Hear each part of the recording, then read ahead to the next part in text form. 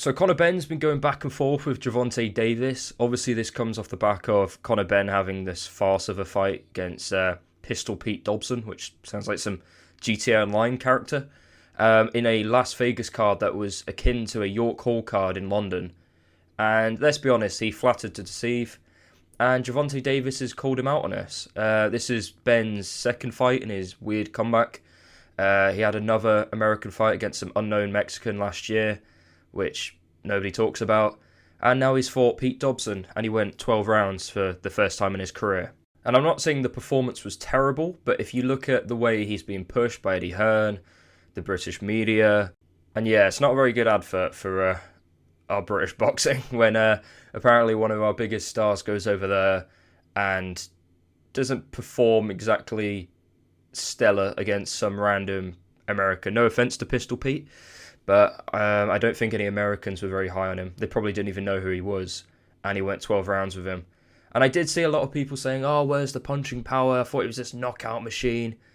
Let's be honest, he knocked out Chris Van Heerden, Chris Algieri, and Vargas. I mean, these guys are not...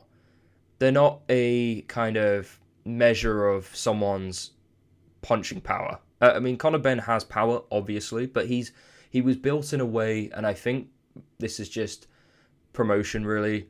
He was built kind of, he's a knockout machine now, this is him. It wasn't like this, though. This isn't him, really.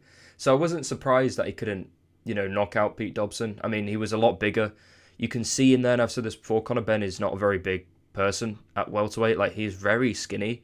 A lot of people said there was a huge size difference between him prior to the whole egg situation. I didn't think there was a big size difference. I thought he looked pretty similar, but he's just not a very big guy. And, Pete Dobson looked quite big in there compared to him. So I'm not surprised he didn't take him out. But I just thought the performance was pretty lackluster. I think he allowed Pete Dobson to get into the fight. Pete Dobson was very kind of blasé in the first few rounds, and he kind of came out round 4.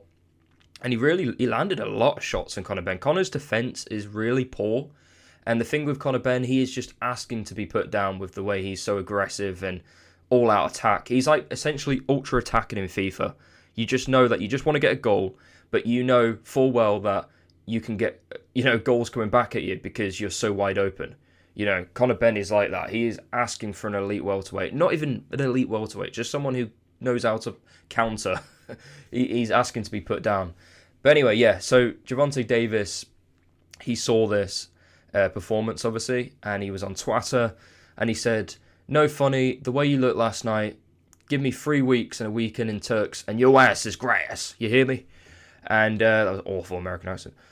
So yeah, it didn't take Conor Benn to come back and respond. He said, oh, here is the woman-beating munchkin from Oz, let's do it next then.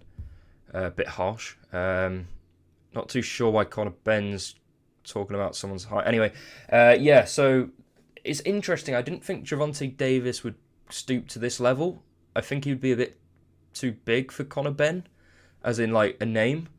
But there has been talks that Gervonta Davis might fight in the UK. So, I mean, that's a potential fight. I mean, that would be a really exciting fight. I mean, that would sell out the O2 with ease. I mean, that you could probably put that in I wouldn't say a stadium, but that's 2 huge names, and I'd love to see Gervonta Davis in the UK, but it's a fight that I'm just like, why would you take that? I mean, well, you're getting lots of money, and you would completely smoke Benn, in my opinion, but just, I don't know, it's not really, it's the last person I would assume Gervonta Davis would fight, but hey, they're starting to build it up, so Davis accepted this, and he said, sure, why not? Where would you like your ass whooping, bruv?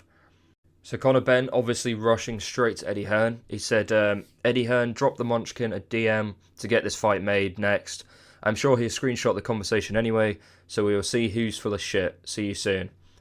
I'll be waiting, Eddie Hearn, was Gervonta Davis's reply.